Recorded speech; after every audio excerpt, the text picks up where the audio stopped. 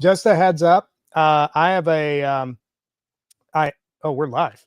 You can still say it. It's fine. There's nothing you can't say in front of a combined total of 35,000 followers that you can't. No, it's fine. I didn't know you hit live on it. I didn't know you were about to talk. Well, hello. I was going to say ladies, gentlemen, and everybody in between, but I don't think I'm going to demote our audience to human beings. So, hello, those that are hearing and seeing this live or in the future. And if you're hearing this in the past, then I have a lot of questions. That's it. That's my intro.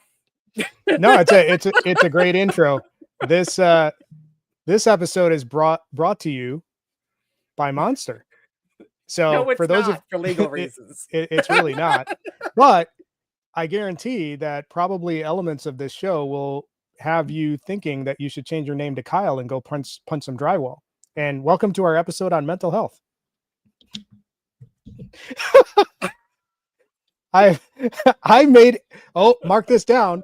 I made Evan speechless. I don't think I've ever seen this happen. Yeah, usually it takes a ball gagger a lot of money. But Jesus. You signed up to do the show with me. Oh, that was great. It was the telling me to be a Kyle part that really was like, damn, I usually use it on other people. Is that what it feels like when I use it? I don't know. Mission accomplished. I'm pretty entertained. Actually, I think the most entertaining bit of yours is when you call people Chad. So I think that's your standard go-to is Chad. Yeah, if I had the commitment, if I did drag, I would be like a bio king, and I would do like Chad Chaddington. A bio king? What are you talking about? It's like when like a bio queen is like a drag queen that's also like a cisgender woman. So like this is like the male equivalent of that. If I was a drag king, but I'm also a cisgender man, I would do Chad Chaddington would be my character. Well, I learned something new. I learned something new today. So yeah, like Freddie Mercury was effectively a drag king, like let's be honest. Yeah. That makes sense. Prince. Yeah. What is it? What is today's show about? Is it about this or is it about that? It's about the lack of mental we're instead of talking about mental health for go-to-market professionals, we're just going to watch two go-to-market professionals demonstrate their lack of mental health. That's fair. I mean, as a Gen Xer who was raised by boomer parents, and the whole concept of mental health is basically, oh, you're feeling sad? Go rub some dirt on it. Get back outside. It's the everybody hates Chris reference. Go have some Robitussin. So that's I think that's fair. But I think one of the things that I was looking forward to about this conversation is the context that we're talking about this in the startup world. And it struck me as a little strange because I think about like the focus of mental health being something that a more mature organization would focus on. When you have resources and when you have money and all that sort of stuff, you can kind of invest in those areas to, kind of self-actualize your organization. When I think about startups, I'm thinking pure survival mode. And if I'm thinking in that mindset or in that frame, and somebody's talking to me about, hey, you need to invest in mental health for your startup, my first response to somebody that says that is going to be, are you serious? I'm like barely scraping by. I'm in survival mode, trying to get traction, right? I can't be thinking about that. I need to get deals. So how would you respond to somebody that says that in the context of mental health? Well, if I feel sympathy for people that act that way, not like in a condescending way, but in like a society failed you and getting it through to you that this is not a nice to have. This is a need to have. And I look at it as like your mental health is just as important, and one might argue more important than your physical health, because they communicate with each other so much. So if you're not taking care of your body, right, one would argue that's irresponsible business practice, because if within reason, we can't do everything to prevent illness and disease. List goes on, and genetics is a lovely gift. So that was sarcasm for those that didn't catch that. But the if it's acceptable that someone would prioritize taking time off to move their body, whether that's you've got like a little app that reminds you to do like, hey, every hour get up and do these 5 like very gentle stretches, or take a lap around the house. Or like me, I live in a very walkable city. I also live in a city where I could get same day delivery for everything, but I purposefully will save some chores and errands that require me to walk because otherwise I can make it so I never leave my house, right? That same level of importance is not argued with, right? That conversation, there's no debate whether you're a startup or a big company that you should be spending money and time focusing on your physical health. But your mental health is just as important, because if you can't think with a clear mind and regulate your emotions, you're not going to make good decisions. You're not going to see decisions that you need to make. You're going to ruin relationships that you otherwise would have wanted to maintain or grow, whether you're going to actively ruin them or you're just going to neglect them. And also your personal life and the stressors from that might bleed into this and vice versa. And your whole life tanks in every way, shape, or form. The same way that your life might struggle after a horrific car accident. It has a ripple effect in other parts of your life. So I get, I understand everything that you're saying. I'm still going back to some of the conditioning that a lot of us have come through, and I'll speak for myself as a Gen Xer. It was always, you got to be tough, you got to be resilient. It builds character, it builds grit, and you pair that around a couple of other factors too. So I'm an immigrant, so you have the immigrant upbringing where that sort of conversation doesn't necessarily happen, and I'm a dude, so you have like a double whammy there where you just don't talk about this stuff, you don't think about this stuff. So from what I hear from you, I get like the ripple effects that you're talking about. Yeah. But even creating an environment where this is discussed in the context of business and in a startup, it seems really weird to me. I say lead by example is the answer to that, because selfishly, first and foremost, you have to want it for yourself before you can even want it for somebody else. And you have to at least be able to, it's all, and even if you do get it and you go to therapy and stuff, I know a lot of people, myself included, that will say, preaching its way is a lot easier than practicing it. And I think that applies to a lot of things in life, like sales and marketing. Like I'm terrible at marketing myself, in my personal opinion. I'm way better at marketing other people. The complete irony.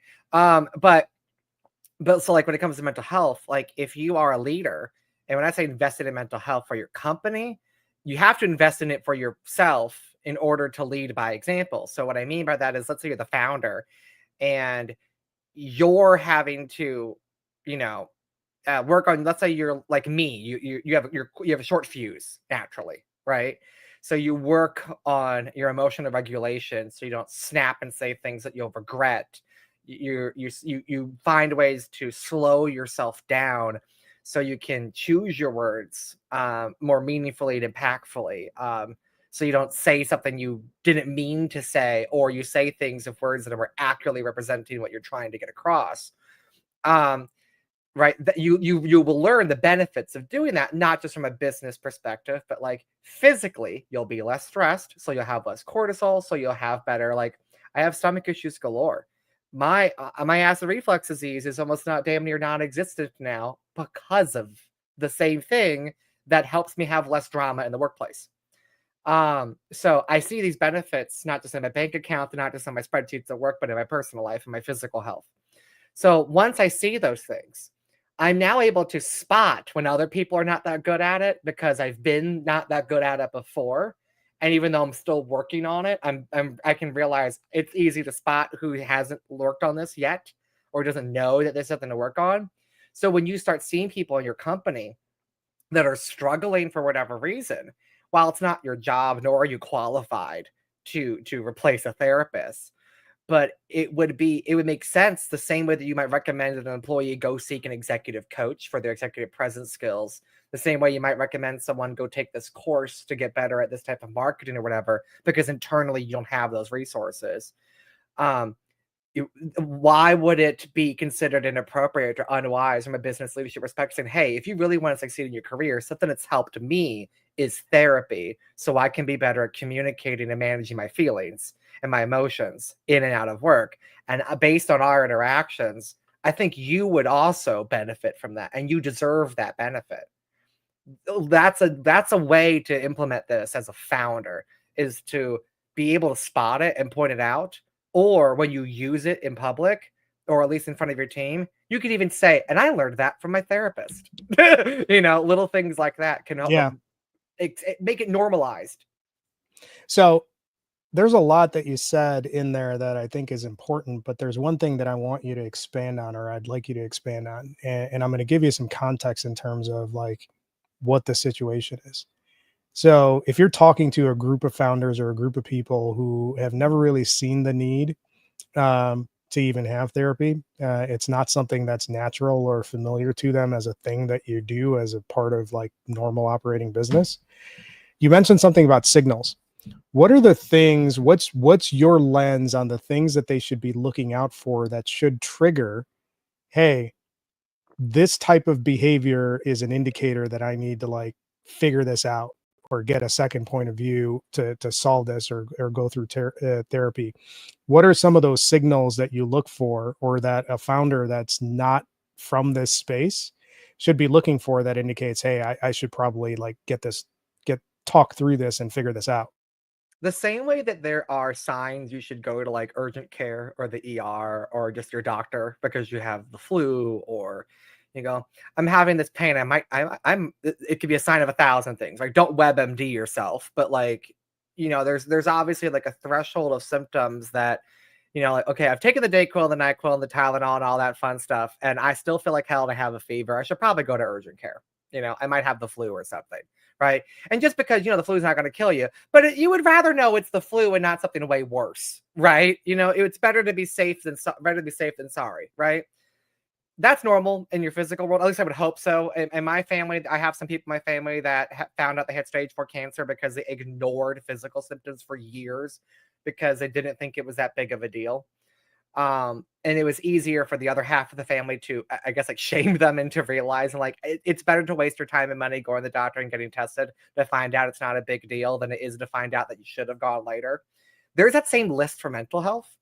And, there's that advice they say, like, when it comes to getting feedback from people, right? Like, don't accept feedback from somebody you wouldn't normally go to get feedback from in the first place.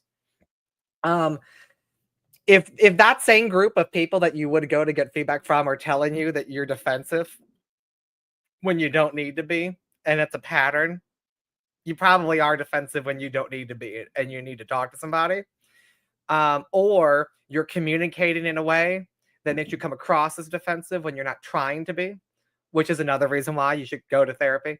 Or you don't understand their point of view no matter how much you try to, and you feel isolated. You feel like you're the only sober person in a room full of drunks, or the only drunk person in a room full of sober people every time you open your mouth. That's a sign you should go to therapy. If you're never able to stop and celebrate your achievements along the way, you're always like, that's done, next thing, that's done, next thing, that's done, next thing. That's a sign you should go to therapy. If you gravitate towards exclusively dark and heavy content for entertainment, like crime dramas, thrillers, horror, exclusively, and never, or the news, and never anything light, like pop music, comedy, as you don't have that variety in the heaviness of the content you consume in your off time, go to therapy. If you're having trouble staying still, if you're having trouble not interrupting people, no matter how hard you try, if you're having trouble not talking in circles like I often do, right? Like, go to therapy.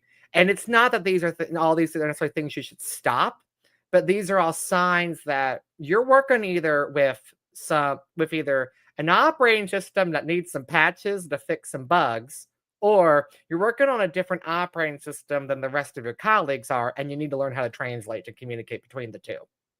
Now, I know what you just went through is not a comprehensive list, but I was doing a checklist in my head as you were naming these things off, and you saw me giggle or grin when you mentioned a couple of things. One was you finish one thing and you're on to the next thing, and that And you was the never first thing. celebrate. Yeah. Yeah, that hit close to home. And then the other thing was never being able to stay still. I've never had the capacity of being able to stay still. My So when therapist makes the joke that you have ADHD or autism or both when people with ADHD and autism regularly tell you have ADHD or autism. She's like, that's not an official criteria by any means. But you she's can like, but if she had the money and the power to change the criteria for the diagnosis, she would put that on the criteria list because she likes to ask every patient after they've been diagnosed, did a bunch of people with the diagnosis tell you that you might have it? And she's like, you, in her 40 years, never been told no. Always yes. you can miss me with that because you don't even play a doctor on TV, so I'm not going to hear any of that. But when I'm I'm not even being the doctor. I'm relaying the doctor. I'm the messenger.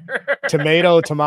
But when I feel pretty good about the fact that you had this laundry list and I only like and there's more. Be quiet. No, I have ADHD. We don't know how. So I think I think that checklist is or that the list of signals or triggers is good to talk through. And I'm glad that you brought that out. When I think through this though, it leads me back to another common issue that a startup founder is probably considering as they're building their organization and they're doing all of the things that they need to kind of make their machine go, make their organization go. It's the issue of resources. So if we're making the case, or if you're making the case that in order to build a really strong organization and have a good foundation, you need to invest in this, uh, at an equal level as you do the other things with to make your startup go. I'm going to come back and say, well, I don't have the resources for like a huge mental health program. How do you pull this off? Well, when you're a really early stage startup, to your point, you don't have the resources to necessarily provide that to your employees, right? Like en masse, like a scale, like a Google would, right? Or Yahoo or some big tech company. Yahoo for the Gen Xers. I had to mention a company you've heard of. And so, or an email you use. I could have said Hotmail. But that's about enough out of you, jerk. But sometimes the best thing you can do for the low cost of $0.00 is, like I mentioned earlier, normalizing it and leading by example and paying your employees a wage that enables them to be able to afford getting therapy or also there's other types of mental health services that aren't therapy, but like if you pay them enough to be able to afford to do that on their own, or just even if it's just a stipend, or when you pick out the benefits, like make sure it's benefits that like cover that part pretty well, like that make it accessible. And if you have employees that are remote and they live all over the world, consider that it covers like virtual alternatives, because mental health resources are more sadly one of the issues of them is like you can live in a part of the country where sure there might be a therapist down the road, but if you're a closeted gay person and you need talk therapy to help you get through that so you can come out of the closet, but the only therapist is a MAGA hat wearing Trump supporter, you're not exactly going to be encouraged to drive down the road and go to therapy. You're going to need access to therapy that's covered by your insurance that you can access via the internet, right? So there's a lot of companies that help bridge that gap. So it's not as simple as living near it necessarily. It's also making sure that you have access to it digitally. So make sure that whatever you're doing affords your employees to have access to high-speed internet or benefits that allow them to access these services without being limited to geography. And also consider the impact it has on their families. If you can find benefits that cover this well for their spouse or their kids, then mental health, the way like flu spreads within a household, when one person does better, you're more likely to all do a little bit better, statistically speaking. One more thing I'll say on like how you afford it, just like anything when you're budgeting for a business, you want to look at how much money do I get back every time I spend $1.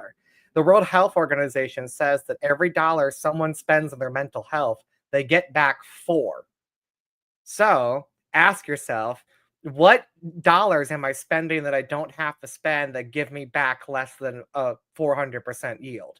Because that can go so I can prioritize mental health, because that's a better investment than something that gives me 2 for everyone. No, those are all good points, and I'm not going to take the bait. You just lobbed out there some MAGA stuff, so I will leave the potato crowd out of my response. No, don't So offend potatoes. And you and I, as Midwesterners, should know to never combine potatoes of anything as sacrilegious as republicanism. what about turnips? What's your opinion on turnips? I can't honestly say I've knowingly consumed a turnip. Okay, so we'll go with that route. But there is and something unlike that a MAGA person, I'm not ignorant, so I'm not going to speak on it as if I know what I'm talking about when I don't. Nice. I laid that one up for you. So one of the things that you mentioned that I think might give organizations some flexibility. You mentioned the concept of stipends, and I think one of the things that's interesting about that is a lot of organizations, even in the early states, think about like benefits packages.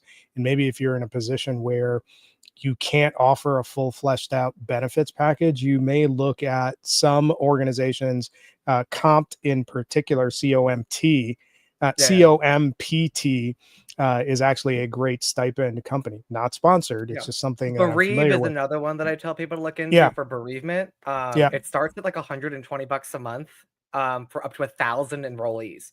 So it's extremely cost effective.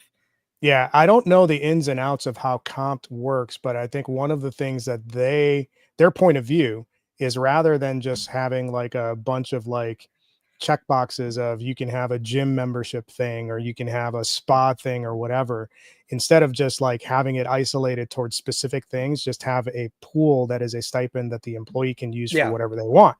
And that creates a level of flexibility that people should look into.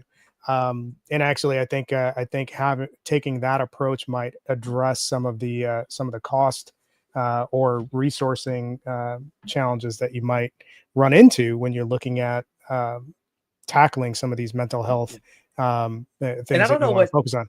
I don't know how big you have to be for a company like Compt to be practical, but even if it's just a flat rate, we throw $300 on your check, that is, the line item is like cash bonus in parentheses, this is its purpose. Like, especially for startups of like 10 to 15 total employees, including the founders and maybe some contractors.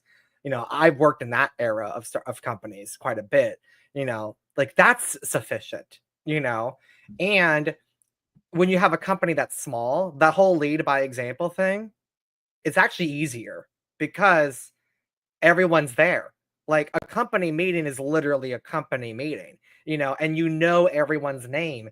Like when I worked at Trender, like we had, I think, 6 people, including contractors, when I started working there. And like you knew everyone's home life drama, like you had to be friends because you were in such a small, like we had a company that could fit in a booth at Applebee's, like when your company retreats don't require any planning. It's just everybody texts and goes, where do you want to get lunch this morning?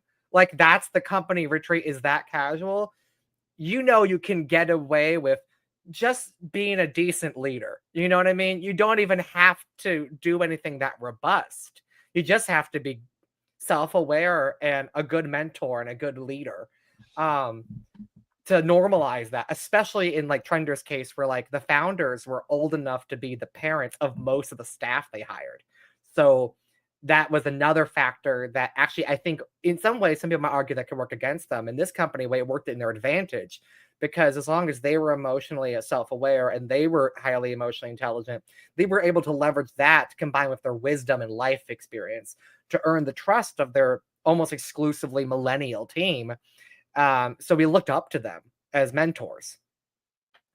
No, that's a good point, and I want to circle back on something else that you said when you talked about when we were talking about how do we make this work from a resourcing perspective. The other thing that you mentioned was one of the easiest things that you can do is just from a comp structure, have a reasonable comp structure that makes sense, where people are compensated at a level where they can even do this on their own as part of like their own development. Yeah. But the reason why that caught my attention is, and I don't want to turn this into a compensation strategy conversation. Well, compensation is mental health.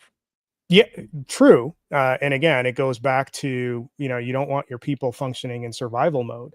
I would almost make the argument, and you will have more experience in this space than I will, that if you're a startup founder and you're trying to figure out your compensation strategy, you're better off having, a livable wage than structuring your compensation package with a whole bunch of equity that never really turns into anything. How would you respond to that when in the context of providing for the mental health of the people that join your team? Statistically speaking, when someone is money does buy happiness up to a point. If you're not making enough money to live comfortably and to take care of yourself and your loved ones, more money does buy happiness. Once you've met that level of that hierarchy of needs, so to speak, and there's critiques on that as well, similar like to that of like the food pyramid, but the gist of it all is like after a certain point, money stops buying happiness. Like there's, was it decreasing dividends when it comes to that? The yield goes down. Diminishing returns. Yeah, that's the word I'm looking for. Thank you. But if your employees can't live comfortably without needing the welfare of the state as well, to take care of them, and they're working a full-time job, start there. That would be a massive, simple change you can make. And before anybody goes, but I'm paying them the market average. Sometimes the market average is wrong from a mental health perspective. If the market average was slave wages, that doesn't make it okay. It just means that the market average is slave wages. Which, by the way, that means zero, in case somebody didn't figure that out. But if you're not paying somebody enough, there's no amount of, well, we did all this research to figure out what was competitive in the marketplace, that makes it justifiable from an ethics and a morality perspective. Also, people that are paid more are more likely to do more work because they're motivated. They're less worried about bills being paid. They're less worried about food in their mouths and on their kids' bellies and everything else. So their mental power can be distributed on what they do for a living and less on survival mode. On top of that, they'll feel appreciated, and people do better work when they're positively enforced versus negatively reinforced. Third, it's great for employer branding, so top talent will be knocking down their doors to come work for you, not because you pay more than the other companies, because let's be honest, if you're an early stage startup, you're not going to be able to beat Google's pay. But there are people like me that would prefer to work at an early stage startup that know they're not going to get Google wages, but they know what good and bad looks like within the stage of business they prefer.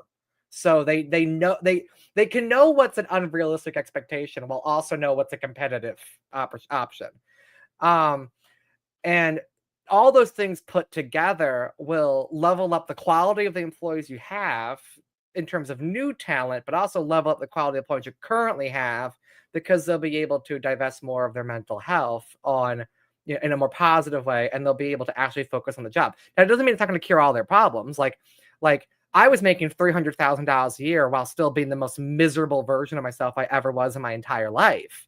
So, it's not a cure, right? But at least we know it wasn't because I wasn't making money. You know what I mean? So you're at least ruling things out. Yeah, I mean, I think all of what you're saying makes a lot of sense. I think the thought process that I go through is you can't really, and this may or may not be the case, you can't take the Walmart compensation structure to your startup and expect to be effective, because that's a whole nother podcast we could do. That's a 10 episode podcast we could do. Yeah. And, the reality of it is that when you think about what is required for a startup to actually get traction, you need people at a high level of commitment. So just from an employee engagement perspective, you can't expect to get that level of commitment when you're literally paying people, paying to put people in survival mode. Like if you can't have like an Elon Musk level work rate expectation when you're paying people peanuts. Well, yeah, I'm putting skin in the game with my time, right? That's something I'll never get back, right? And I can always make more money. Money is not a finite resource. If you look at the fact, if you look at how free markets work, you can make more money, but I can't make time. I can rearrange time. That's the best I can do. So if I'm selling you time out of my life on this earth that I only get one of, show me you got some skin in the game, because I'm showing you I got skin in the game. Literally, I'm spending my existence in this meat sack we call a body. I'm spending precious time that I have existing in this cadaver on your business goals. The least you could do is make it so I can take care of this.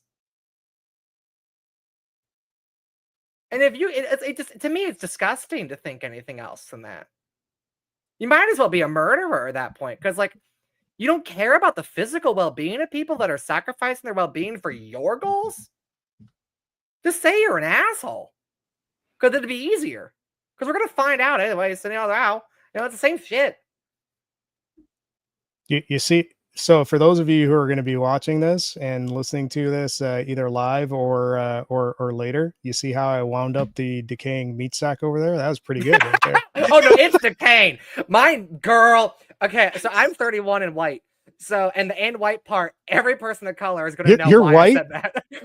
You're no, white? Actually, on my senses, I almost thought about putting like Heinz ketchup because of the amount of rosacea that I have. But I'm so white, Snell's got more melanin than me. But my neck fucking hurts, and all because I slept incorrectly, which I did not know was a fucking thing you could do. So if anybody's got some tips, because I have probably like 97 different fucking products to fix my goddamn neck. If I can't fix this by the end of this weekend, unlike every other white man, I'm going to go to the doctor next week to ask a professional. But please, if you're over 31 and you've dealt with this before, slide into my DMs, because a bitch needs help, and I'm the bitch. Don't be creepy, people.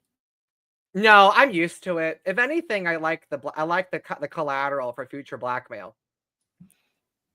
It's the same thing I do like when I go to the Republican National Convention, or if I just go to like SaaStr or something, or Inbound by HubSpot, and then I just trick like closeted white CEOs to message me on Grindr, and then I screenshot the conversations with their unsolicited dick pics, and then I keep them for a rainy day. Jesus. Are we going to get banned off of LinkedIn for this? Hopefully.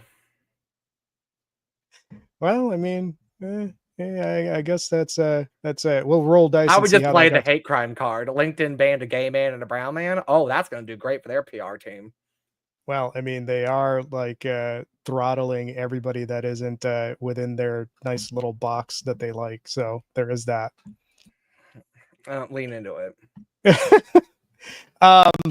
So getting back on track, Evan, that never happens. Welcome to ADHD, the podcast.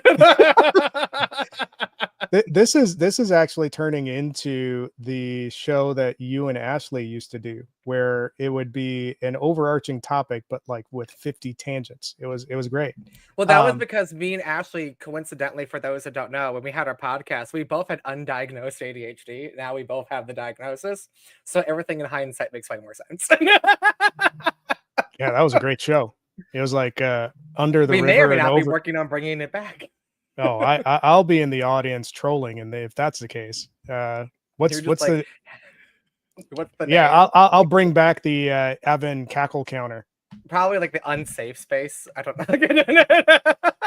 Nice. I want to get this back focus on some of the things that will typically come up when we're talking about this in the startup space. We talked about limited resources. Um, we talked about not having the time. Um, but I want to talk about some bottom line things.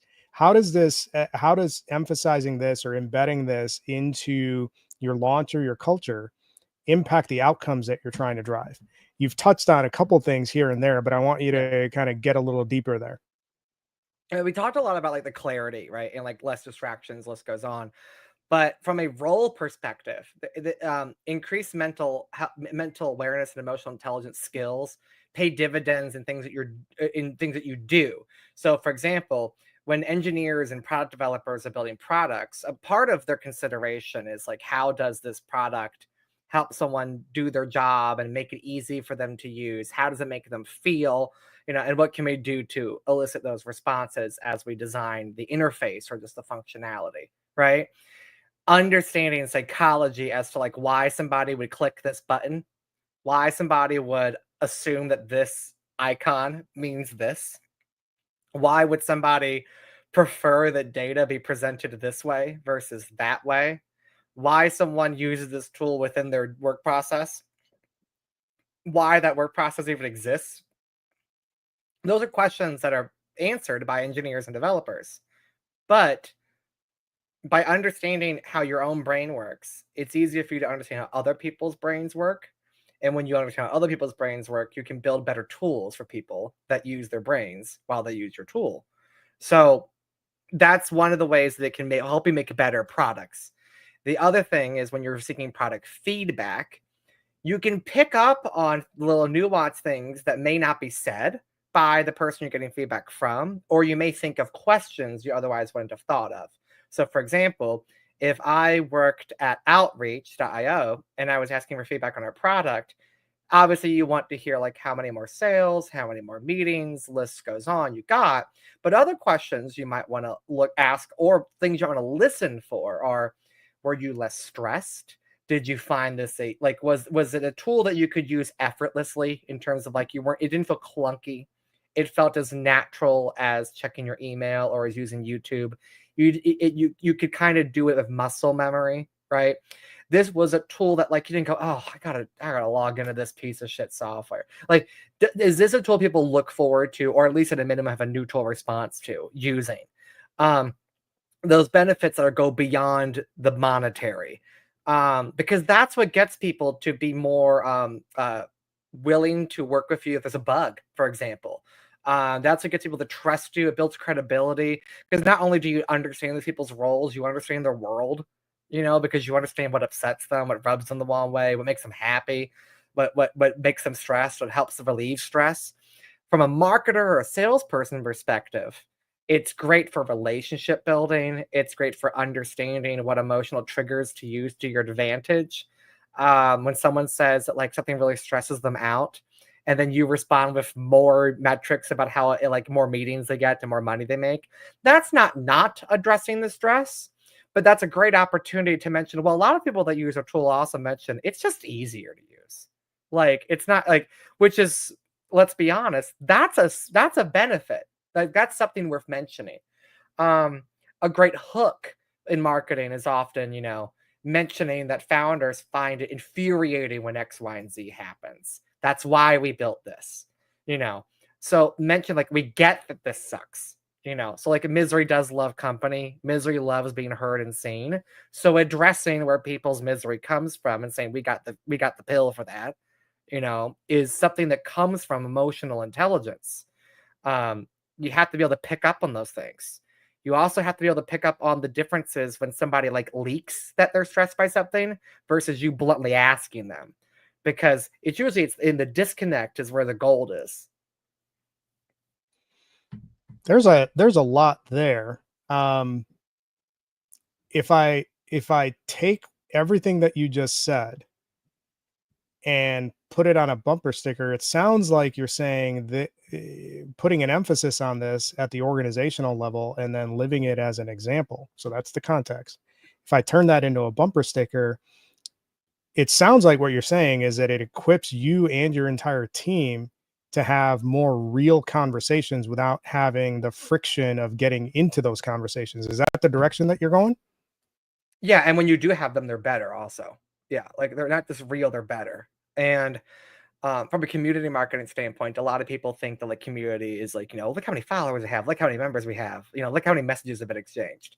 But like community is measured based on like more qualitative, harder to measure factors actually. Like how many people felt seen, heard, from this community, how many people's lives benefited from this, because then they're associating those like positive life changes and moments with your brand, which is, even if they're a customer or not, presently, formerly, past, ever, they're now an ambassador for you, right? They're gonna sing your praises because they related something positive that happened to them to you.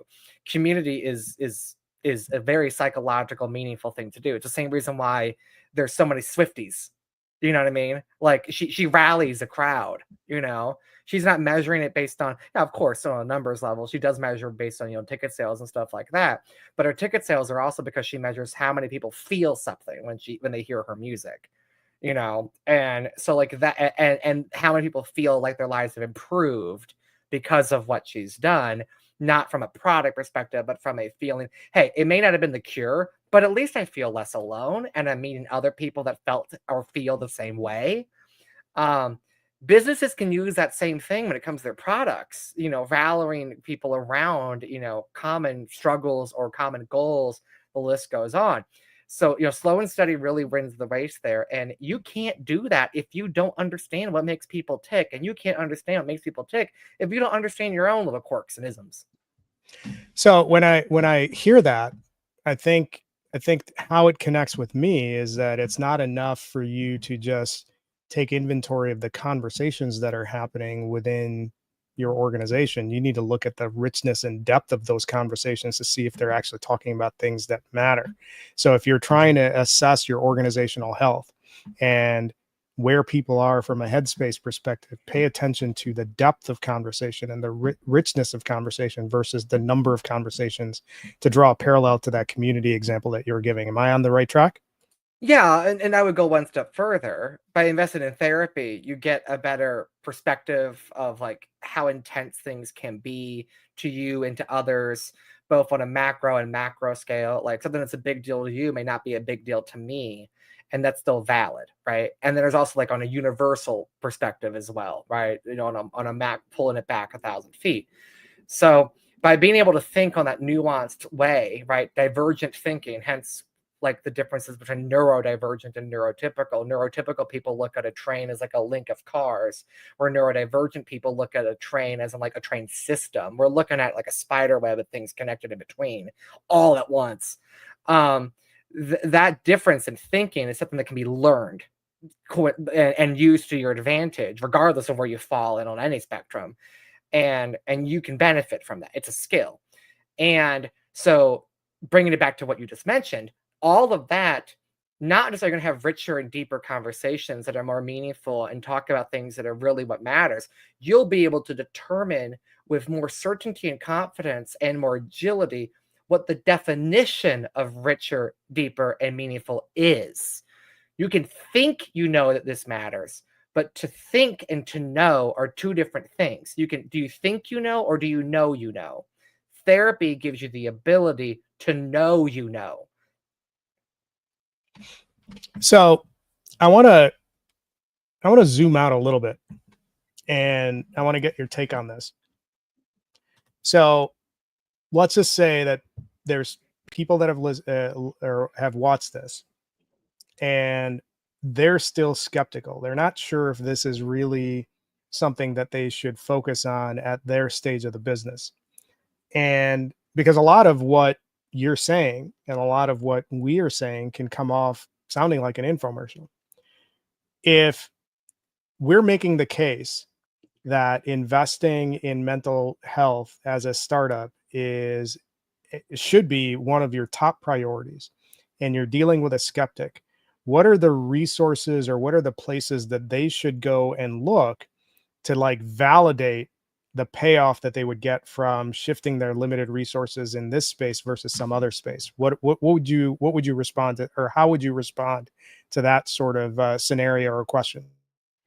I would encourage them to one, give it a shot, bluntly. Find a therapist that can say, hey, if you stick with me for, let's say, 10 sessions and you don't see some benefit from something you've learned from this, then I guess you're right. And I would argue that every therapist would argue that never happens, right? There always is a benefit. Worst case scenario, you find out that you didn't have as bad of an issue as you thought you did, right? Also, therapy is not something you go to when something's wrong necessarily. Everything can be going great, but therapy can help you how to make things greater. It's not something, it's not necessarily it's not just a reactive thing, it's a proactive thing. It's the gym for your brain, effectively.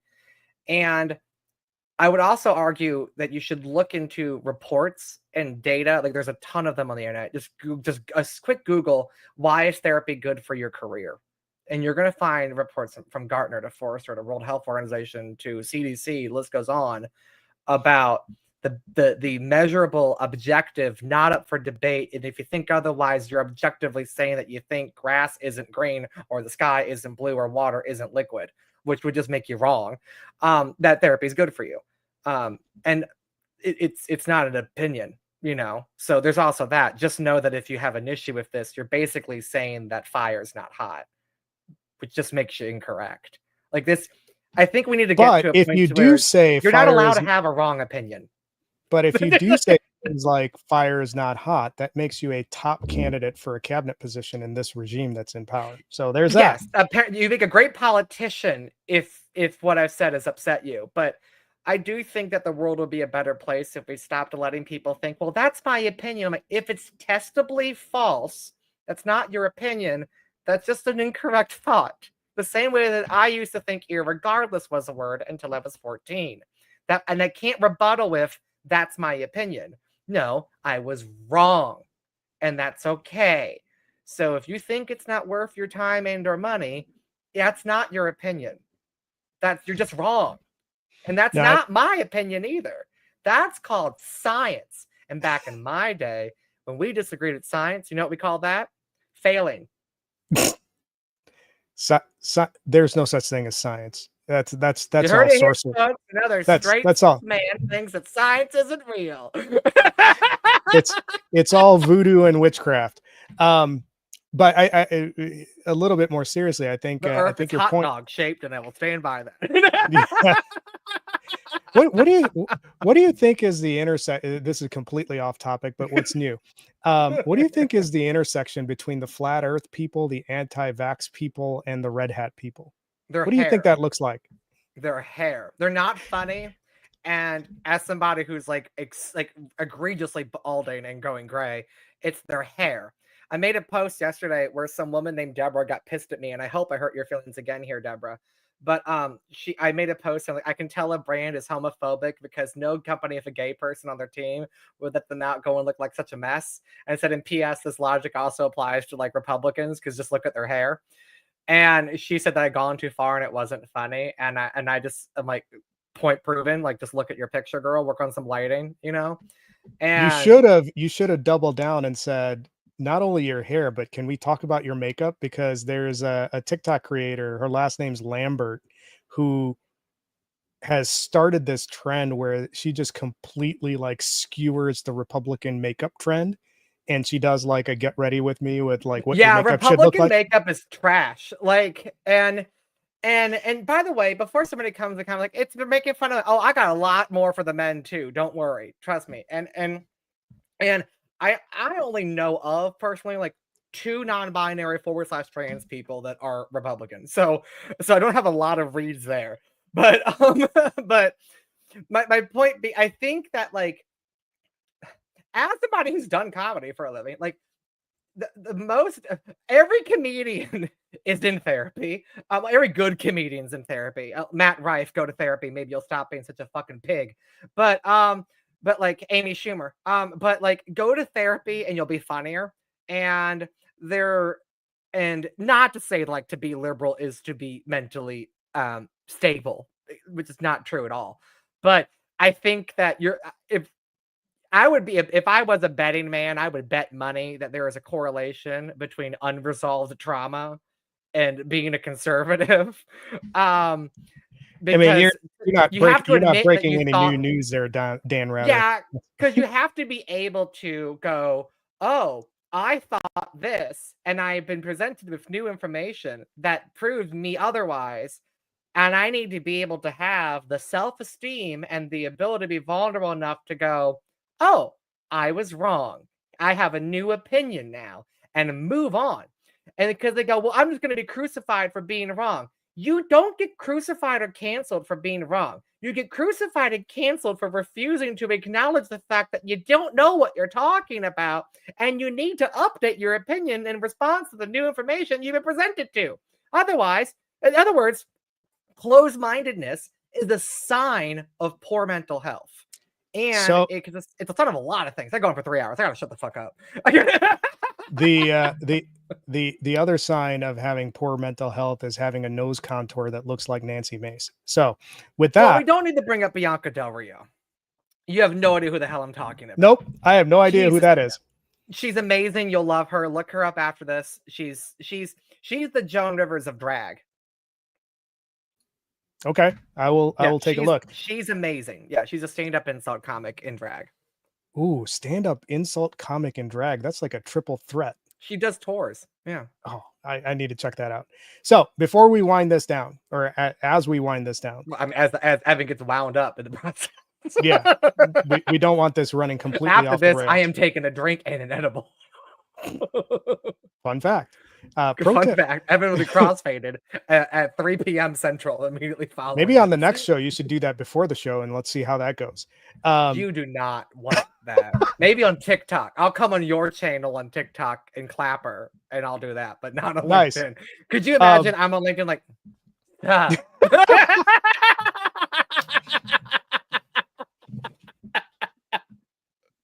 So that face that you just made is gonna get clipped.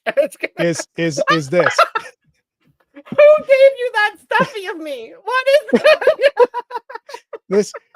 This is Majin Buu, which apparently. What did you call me? Apparently, for those Dragon Ball Z people, Evan is the real life Majin Buu. I feel like I've been called a slur. Nope. Nope. So, Evan, before we close down and getting back on topic, hopefully, if we're making the case as startup founders to invest in mental health, what are the biggest things that those founders need to keep in mind as they're building an organization on a strong foundation for success? Lead by example. And by that, I mean, do it yourself first. So you can lead by example. Don't just virtue signal.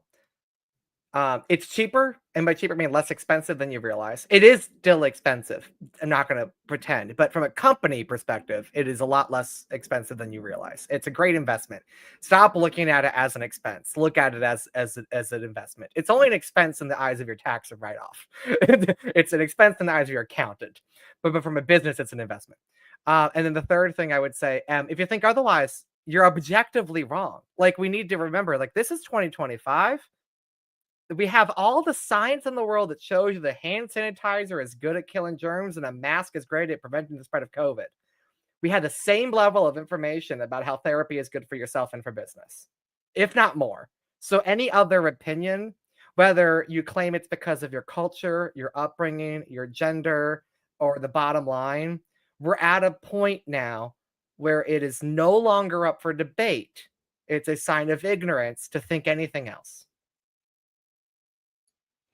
Great stuff. All right. So that will wrap this episode up. What do we got going on next week, Evan? Another episode with another topic. And just for those of you who want to tune in, Evan will be on the influence of drinks and edibles on the show. So tune in. That is a different show. That is a different show.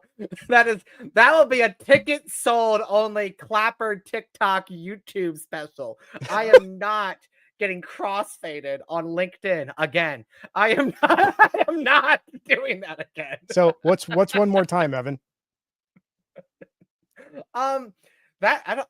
We're living on the edge here. We're an edgy show. I feel so bad because my cat's just been sitting next to me this whole time with like this look of Your cat's you're the totally one gonna that's keeping me alive. Like your cat's totally gonna poop on your pillow after this show. And on that note, see you guys next week. I hate it.